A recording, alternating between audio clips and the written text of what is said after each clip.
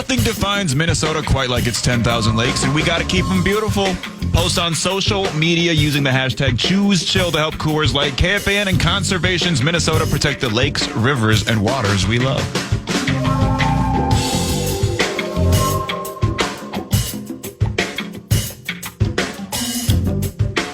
Ladies and gentlemen, you're from Matamidi, right? Dang right. Ladies and gentlemen, from the fighting city of Matamidi, he is a high-end basketball player by day and emerging radio talent by night. He plays for Ben Johnson's Golden Gophers basketball team and executes his toil on the airwaves for Chad Abbott's FM 100.3 KFAN. Can we get a raucous round of applause and multiple witnesses for Mr. Parker Fox joining us at the State Fair? What's up there, P. Fox? We're back, man. This has been the place for me, hanging out here and getting to see your beautiful face finally. So okay, what do you mean been the place? I know you're on the power trip. Yeah, we've had a couple power trip shows out here. We had the team out here yesterday. I saw that on Twitter. Yeah, the whole squad came out. We ate over at Giggles, which was a great time. Tim Cheetah, you know Tim Cheetah over there. The umpire. Yeah, the umpire. That's that Tim Cheetah. That's that Tim Cheetah. He's here every day. He's here every day. You got to go say hello. Damn, got to get him on the radio show tomorrow. Tim Cheetah's the bomb. He's the bomb, man. Yeah, we were chatting, just talking MLB stadiums. We were talking. I actually follow a couple. You know, I'm big on the Twins, so I follow all those. How did this ump do in this game? What was his accuracy? And, so I asked Cheetah. I said, "What was your career accuracy?" He was like a 97% accurate kind of guy. He had several 100% accurate. Was that his answer, or did you research it? That was his answer. I got to go back up. Yeah, I'm playing with you. No, Tim's good. Tim will be honest about that. Yeah, no, Tim's the best. So you have a gambling bent to you. I guess I never knew that. I don't know. No, you have a gambling bent to you. For you to unfurl an umpire analytical rating, you have a gambling bent to you. That's just how the brain works, I guess, a little bit. But you know what I'm saying? I just love. I ain't saying that you're betting, but the numbers. You know what I'm saying? I've always been a math person. You know, I've always been into math. My mom was a math teacher, so math always worked easy for me. I took stats in high school, all that kind of stuff, and just kind of like to see that side of the game a little bit. You know, everybody wants to argue like, oh, let's make the strike zone, an AI robot kind of thing. Nah, forget about that. Let's keep it human. Let's let them make mistakes. Let's let them, and an AI can't generate a game the way a human can generate it. So I think getting to talk to Cheetah about that was really cool. And then, like I said, the team was out here, so had a lot of people stop us. Took a lot of really good pictures. A bunch of guys went down the giant slide, which is a Minnesota classic. We ate sweet corn, deep fried Twinkies. We did the whole 9 yards. So the guys were excited to be out here, and now we're back. We got a couple recruits on campus today for Gopher football game day. Man, it's an exciting day. So basketball recruits? Yeah, we got basketball recruits. Okay. Yep. How does that work? Because I'm gonna down memory lane we go. I'm gonna take you back to the summer of 1983. Wow. At Glendora High School in Southern California, where I played basketball. Yep. Well, Kent Beckler, who used to play at Oral Roberts University with Phoenix Suns immortality Alvin Adams, he was the coach. And, we're doing summer leagues and stuff like that. And we had a pretty good team in Southern California basketball. But he called me on a Saturday morning, hey, can you come to the gym and work with this player who just moved to Glendora, and he's going to transfer from Pasadena High School, HS they called it, Pasadena High School. I'm like, cool. So I get there. The kid's name was Tracy Murray, okay, and he ended up going to UCLA and becoming the all-time leading scorer in the history of the Pac-10. Wow. It may still be the case as the Pac-12. Played in the NBA, won a title with the Houston Rockets. Okay, so I'm into my senior year, and you know how it works. If you're dedicated and you work hard, even though you may not be one of the best, you're going to be on the team. Yeah. And so I was going to be on the team, maybe playing 6 to 12 minutes a game. Until I played against this guy, Tracy Murray. And I'm like, whoa, hey, and I didn't know who he was. And he was a sophomore as I was a senior. And he worked me 100 different ways but lose. Now, granted, I'm a little out of shape at the time, but never was dynamite dribbling in the first place. Yeah. I'll shoot against anybody if I'm warmed up from the outside. But he ended up being on the team. So is that how it works with college? Like there's, hey, Parker, can you come to Williams or wherever and work out this recruit? So-and-so. Is that how it works? Yeah, there's levels of that. You might be working out somebody who cuts into your minutes, because I played like 2.5 minutes a game that entire season. We almost won the state championship. Wow. Tracy went against Scott Williams, who ended up playing for Dean Smith at North Carolina and winning titles with Michael Jordan. Wow. Scott Williams. We were same age. We came up with camps together, stuff like that. And in the game we got bounced against Hacienda Heights Wilson. That was Scott Williams' team in La Puente, California. Tracy might have had 56. It was triple overtime, maybe 4 overtime. Scott might have had 60. It's the greatest game I've ever been next to, involved in my life. It's one of only 2 times in my life I cried after a sporting event. The other was 09 NFC title game when Sean Payton cheated. And so, but that's how it worked. Is like I came in and it's like, okay, you work somebody out. Yeah. So do you go in and work these players out or what? Well, speaking of 09 first, I actually mentioned that to Lieber on the power trip this morning. I told him it wasn't pass interference in 09. So that's my little bit there. Yeah, but against Dave Thomas, the tight end for the Saints. Yeah, Saints back in the day. Yeah, but I don't think it was either. I don't think it was, but nonetheless, yeah, we have aspects of that. Myself now as an older guy, I can say an 8th year guy, I don't have to worry about this next guy coming in and taking minutes from me or anything like that. So that's none of my concern. But there is levels of that. At this stage and with social media and all this kind of stuff, like the coaches know if you're good enough to come in and play, right? So it's none of that. Now it's about you got an offer from Minnesota, you got an offer from Michigan State. So you're trying to win. You got an offer from UCLA. How can you convince them to come here? And now NIL figures so much instead of bringing you in, they would be best suited to bring in my friend Barry Butzo, who was part of starting C.H. Robinson in Eden Prairie. Bring him in and be like, hey, C.H. Robinson, we got this little NIL piece right here. I mean, that's where it kind of makes the difference a little bit, right? That's what's playing right now. You and Tanner were kind of talking about that NIL stuff this morning, and it is. It's I wish that guys decide where they want to go because they want to be there. They enjoy their coaching staff. They have good relationships. They have the chance to play themselves into a role. They don't have to change who they are as a player. Go down the list of things you want. But now the money is kind of teetering on the more prevalent side for guys, which is fair. Right. I understand it, but also at the same time that's a dangerous road to go down, because if you're putting yourself in a situation where you're picking money before a good situation, that can get a little dangerous. But that's not that would be the high end. That's the high end. Yeah. Kelly McManus, okay? With all due respect, I don't know the kid. I'm not going to call him a high-ender. Yeah. He didn't do enough at that level to prove he's a high-ender. Yeah. So he's going to go to Rutgers not because some brokerage firm in New York City wants to bump his NIL $100K. Mm-hmm. He's going there for opportunity, for an opportunity to keep a career going, and right? That's the thing you notice, too, when you start getting older. When a guy like me, I could have left and went somewhere this year. I could have made a lot more money leaving, going somewhere. But why do that? Because I know what I have here. I'm a Minnesota guy. This is where I want to be. My family gets to come to every game. Yeah. I want to be in Minnesota for the rest of my life. My That's girlfriend. Sweet. There's so many different things that add up. But you're right. That plays into it, and it factors. And you wish guys like Kelly McManus luck, because they're truly guys that want to go play football. Yeah. And for guys that want to go play basketball. And you don't want to sit on the sidelines. Yeah. You want to go be in the games. You want to be in the big moments. You want to be a competitor. So you wish guys like that good luck. For sure. No doubt about it. Can you describe for Parker what your game was like at Glendora High School? Yeah, we got to get that. Because you kind of glossed over I'm that. going to explain it like this. I'll lay it out like this, and I'm going to say it publicly so people listening, not necessarily here at the State Fair, but listening on the radio can hear. God rest the soul of Flip Saunders. Yeah. So he's not here to validate. But we can contact Wally Zerbiak if you want. The best. And one of my favorites who lives around the corner from me, Lindsay Whalen, may be listening right now.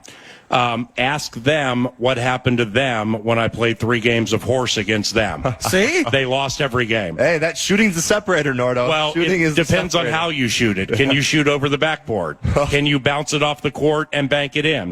Can you shoot over your head from 10 feet and beyond?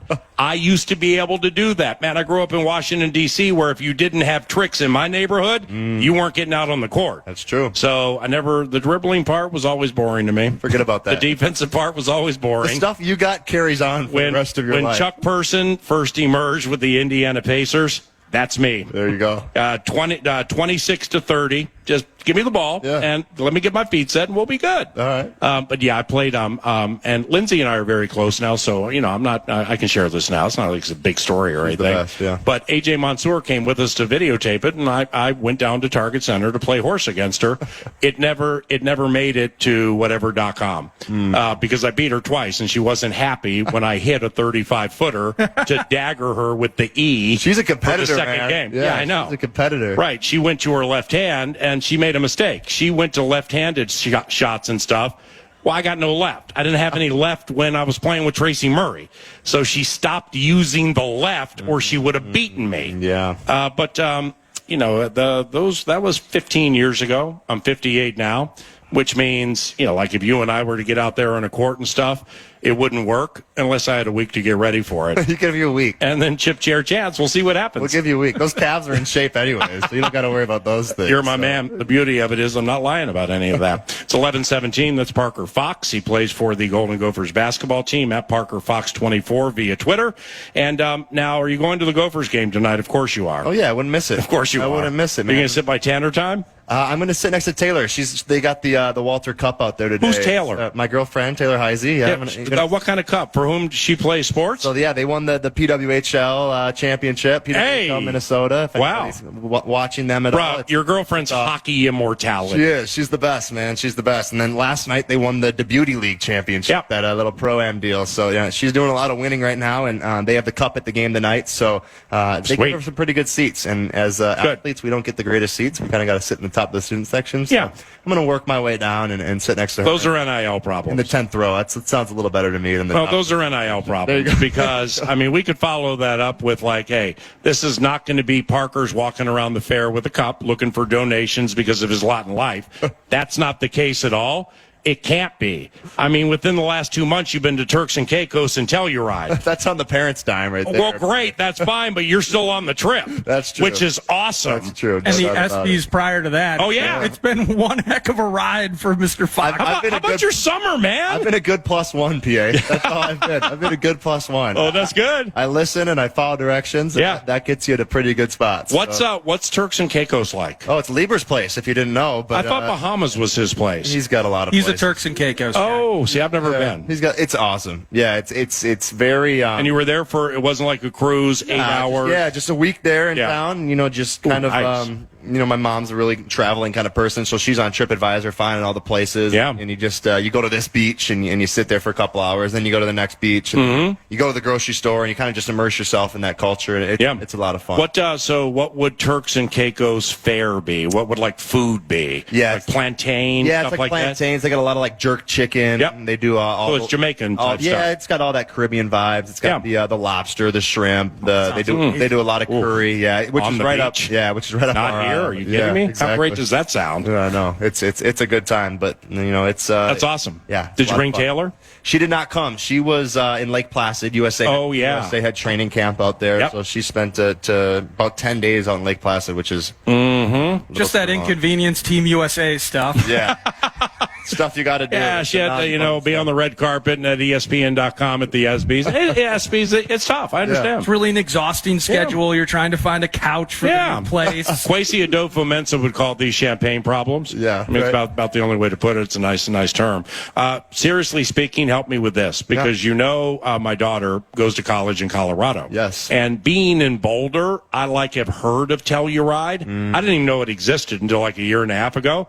Well, then I started reading into it, and who was it? It was Carter Coughlin. Yes, he got married out there. In Telluride. In Telluride. Right. Yes. So Bob Coughlin, who played it for the Gophers football team, dear friend of mine from Grace Church and a Rise with the Guys, a yearly event that I do in April for Grace Church, with Grace Church, that is.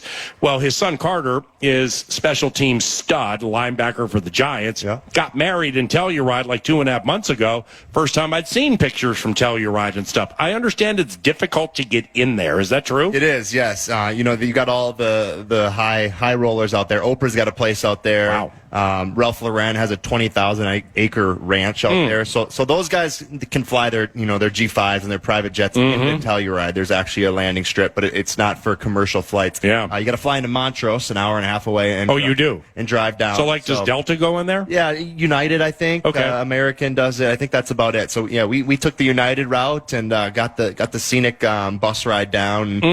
Basically a tour guide that kind of showed us everything on the way in. And basically, Telluride's the end of the stop. So you drive until you can't drive anymore. Wow. And then it's just mountains. So it's That's a full ski resort. Yeah. Is that accurate? Yeah, it is. And it's like skiing immortality in a state that has Vail and Aspen. Yeah. So I'm learning about all this stuff. I've never been, but I mean it's super hard to get to. It a 6 hours drive or whatever from Boulder, or something like 6 that. to 8 or whatever. Yep. But you have to do it at the right time of the year because it's very difficult to get there. Yeah, and people say it can compete with any skiing in the world. Wow. It's that top notch. So yeah, we spent a couple days at a lot of hiking. Obviously no skiing this time of year, but really just kind of relax before our schedules get a little hectic in September. What a terrible summer that. Yeah, I know. We were when do lucky you go to this summer. Tokyo?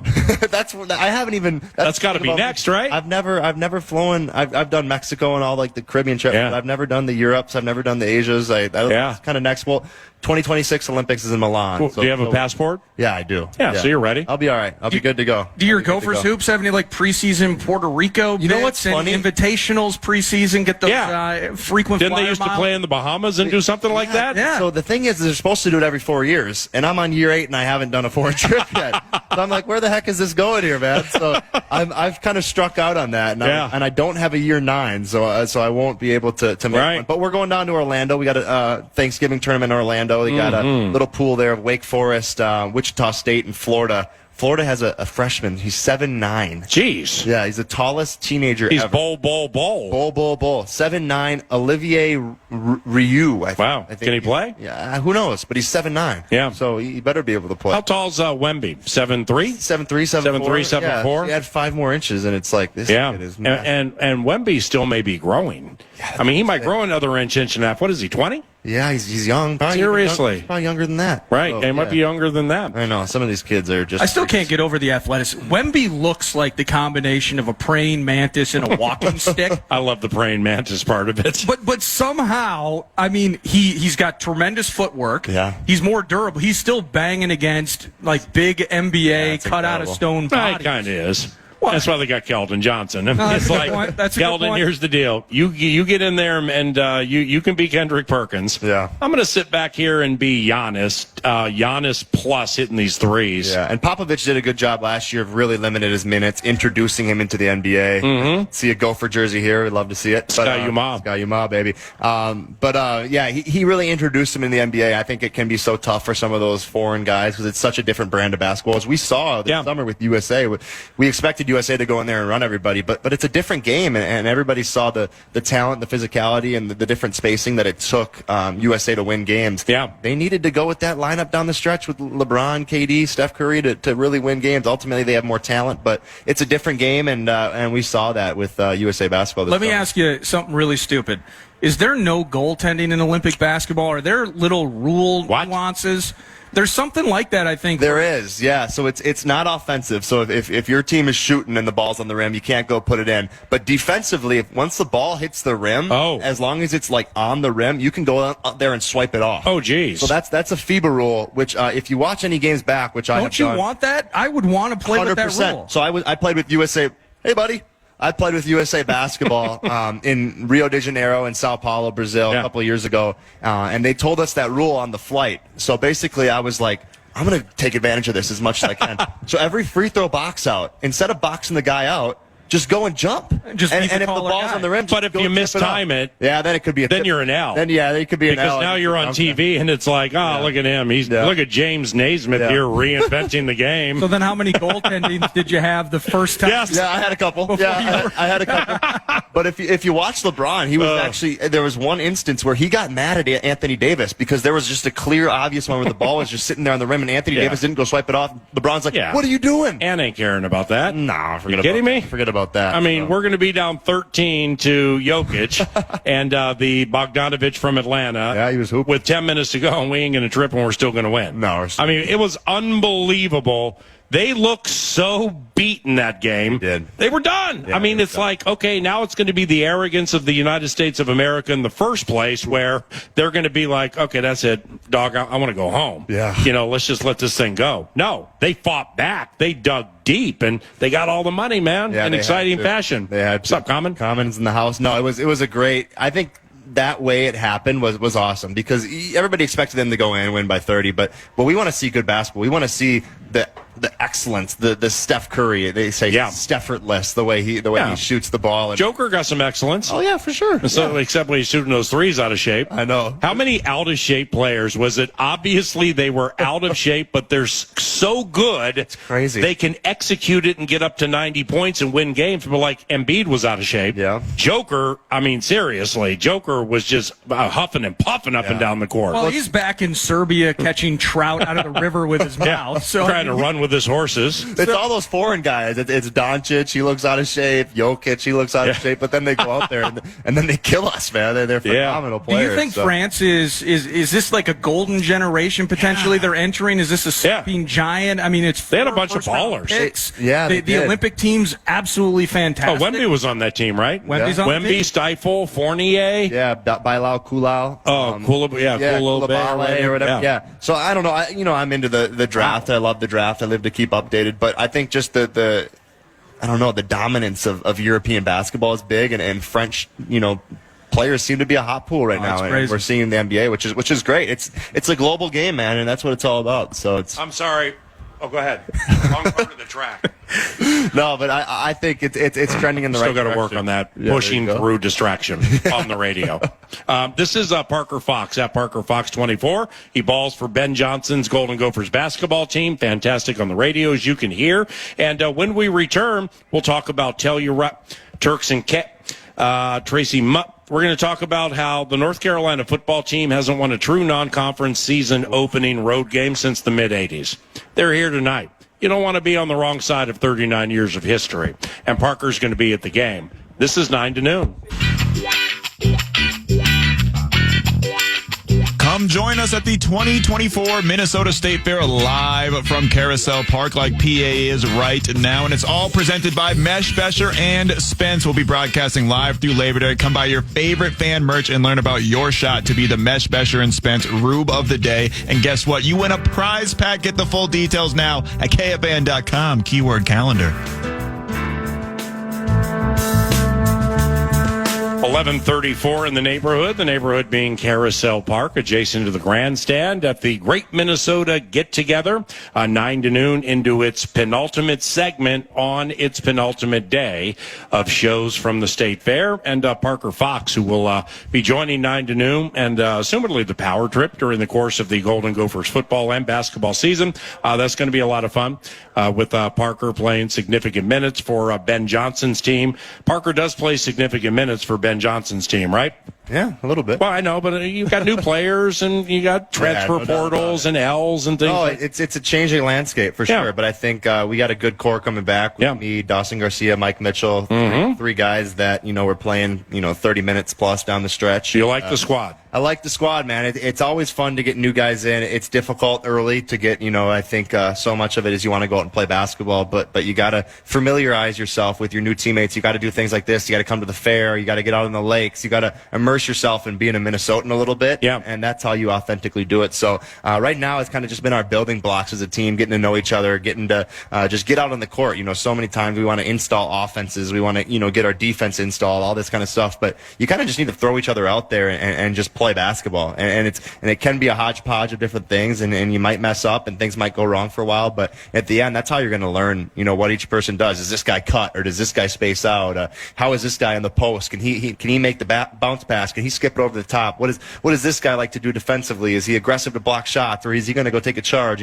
All that little stuff. When you get 10 new guys like we do, you gotta find ways to learn how to do that. How difficult is it to learn offense and defense in Big Ten Division I basketball? It is. It's tough. I think obviously we all know how tough it is football wise. Those playbooks are 3 times the size of. But are there their schemes? Yeah, we have schemes. Oh yeah, there's thousands of schemes. Yeah. Everything we do defensively is schemes, and the nice thing about basketball is you can formulate game by game. Obviously, football you do that as well, but for us, if we play a team like Michigan State, we know Michigan State's really going to hedge ball screens hard, which means when I set a ball screen with our point guard, the guy that's guarding me is going to get up the floor and try to double team basically the point guard. So, wow. So for me, how do we, we're playing Michigan State. So you're setting the screen. I'm setting the screen. So when they hedge, that means they're giving a tell that they're going to go over or under, so you can play off that, right? So then my read is, okay, I got to roll the hoop hard. It might not get me open. There we go. But the help side defender is going to have to guard me. Ooh, now can our point guard make a skip pass? So that's things Michigan State does. And then we double back. So that's off zone. That's off. Well, yes, it can be. It can be. But you don't get many skips off man. No, you don't. But that hedging the ball screen, if I roll hard, that weak side defender's got to help, and now we have an over-the-top pass. But it's different for every team. Rutgers What's up, plays a Chad? Zone. So,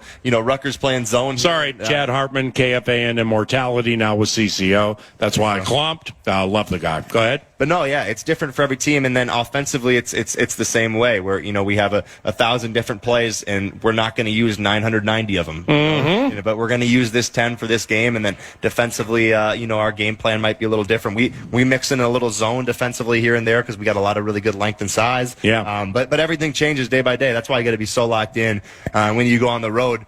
It's all meetings, it's all film, it's how locked in and schoolwork. Yeah, exactly. Well, I mean, maybe not this year for you. A little less for me, but I'm saying if you're ballyhooed sophomore, okay, you can have tutors, you can have those helping you with it within the constraints of the rules, but you still got to get it done and turn it in. No, you're right, and I think that's a thing Coach Johnson does really well is he recruits guys that are really good in the classroom. I think we had a 3.4 team GPA last year, and guys that know basketball is great right now, but the basketball's eventually going to stop bouncing. And for a lot of guys, that might happen sooner than later. So what can you fall back on? And that's your education. And for me, I was, gifted enough to be able to get 2 degrees, and I'm very grateful for that. And I know that I hopefully have many more years of basketball, but also I'm solidified when basketball stops bouncing. Yeah, for sure. So with the Big Ten, is it culturally like a big man league? Whether Edey now he's in the NBA and such, but culturally is it still super physical and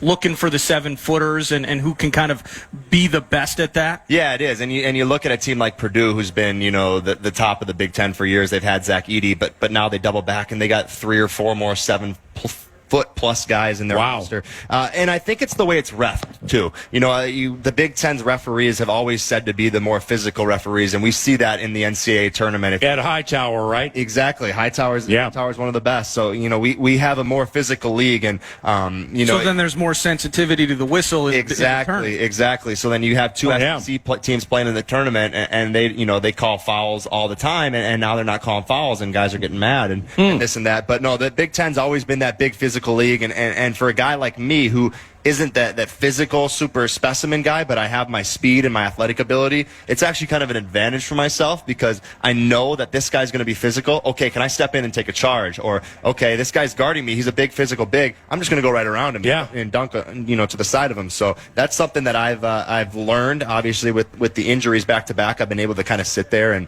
kind of just see what it's like when I get out there. And last year, if you watch, that was kind of the way that I was able to play myself into significant minutes. It's just kind of interesting to me. Earlier, we're talking about Tim Cheetah. You mentioned, robot umps and all of this. Well, basketball, as much as anything, I mean, balls and strikes, this is, generations of arguments. But specifically with basketball, stars getting calls, having to adjust to the refs and things like that. I really enjoyed hearing you as a player kind of say, I don't want you to steal the spirit or the human error element of the game. I think it's a fundamental aspect of it. It is. And I think that's one of my favorite things as a captain of the team is I know every ref. I know their name. Awesome. I know their last name. We get the how it goes before a basketball game. Oh, yeah. You shake hands and you say hi to the refs, and now it's a year 4 for me and year 3 at the captain's booth. So I know every guy. I know what they do. I know what calls they like to make, and it's one of those deals where you got to try to stay on their good side, right? You got to, if they make a call you don't like and it's against you say, hey, it's a good call, and you move on and you try to get the next one. So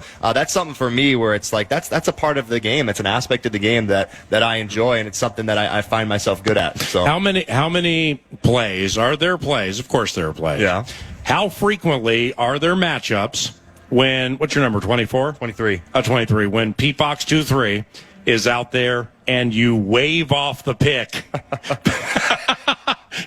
You wave off the pick because you got a perceived L on you. No, for sure. And you know what? I'm going to cross over on you and get to the basket and hopefully get an and one. No, how often does that happen? It's less for me than some of our guards, but I'm asking about you. But if I get a touch in about the 17-foot mark and somebody wants to come get the ball. I'm sorry. I have to ask this because 2.5 minutes ago you said, I'm not the physical going to go in there and bang thing. I'm the athletic big. So now I'm envisioning Ben's calling a play. Yeah. You got it. There's a switch.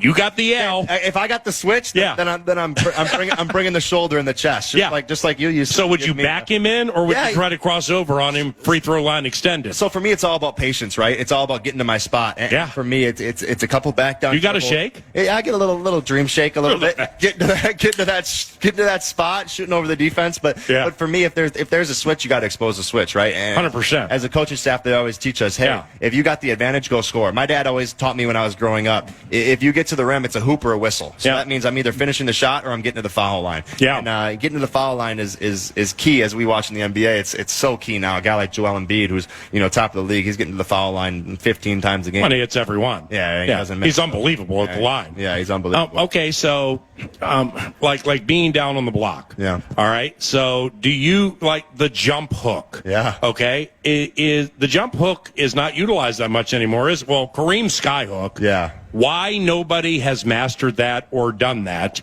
It's mystifying to me, and I'm being serious here. It's it's a great question. He had the most unstoppable shot in the history of the NBA. Granted, he was great at it, but it was a thing. It was a legitimate shot, and nobody's done it since him. Yeah, I think it's such a tricky shot because you need the athleticism to be able to go off 1 foot, which a lot of bigs in this league don't really have. And the hand size. And then you need the big hands to control the ball. And if you ask, De La Salle legend, our assistant coach Dave Thorson, as you know, he's going to tell you, don't shoot that shot because it's not an on-balance shot. And we want to take shots that give us a high percentage. Okay, so now analytics have ruined shot immortality. No, I'm not kidding you. You're right. Kareem's not the only one in the history of the world who's able to do this shot. Yeah, I love the shot. It's definitely a rhythm shot. It is a rhythm 100%. It's a shot where if you go and take and you're not confident and you short arm it, it's going to be short and you might airball it. It's got to be that. But you can play off of it. You can, because you get it, and then it's a right shoulder fake to swing to get the rhythm with the left. And it's beautiful, too. And he can pass off of it, too.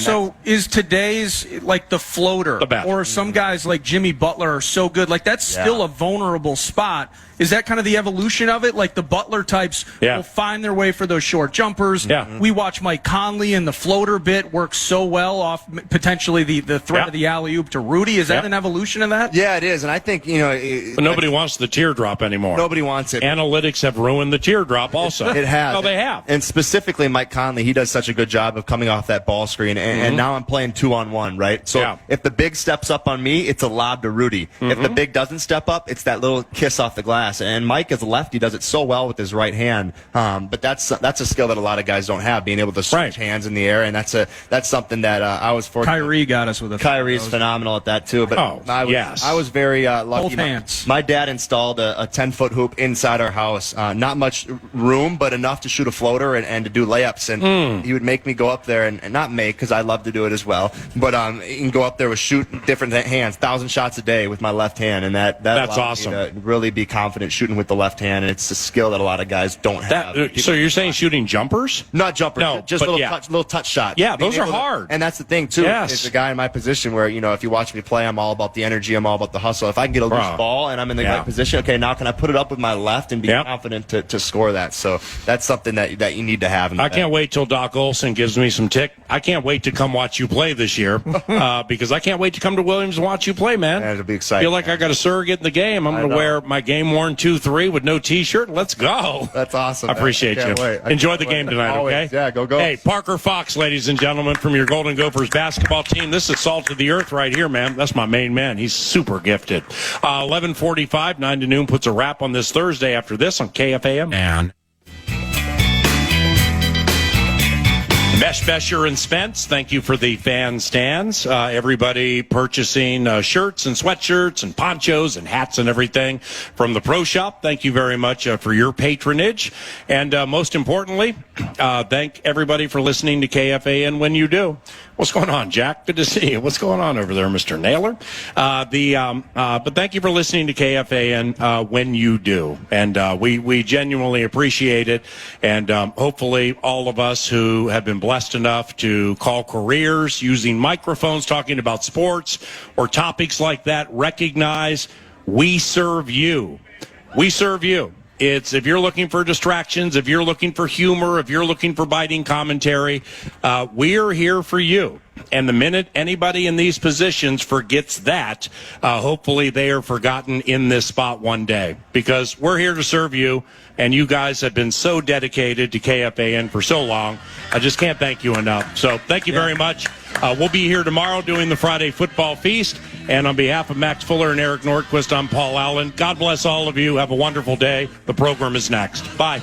Keeping your head above water, making a way when you can. Temporary layoffs. Good times. Easy credit rip-offs. Good times. Scratching and surviving. Good times. Hanging in a job. Good times. Ain't we lucky we got 'em? Good times.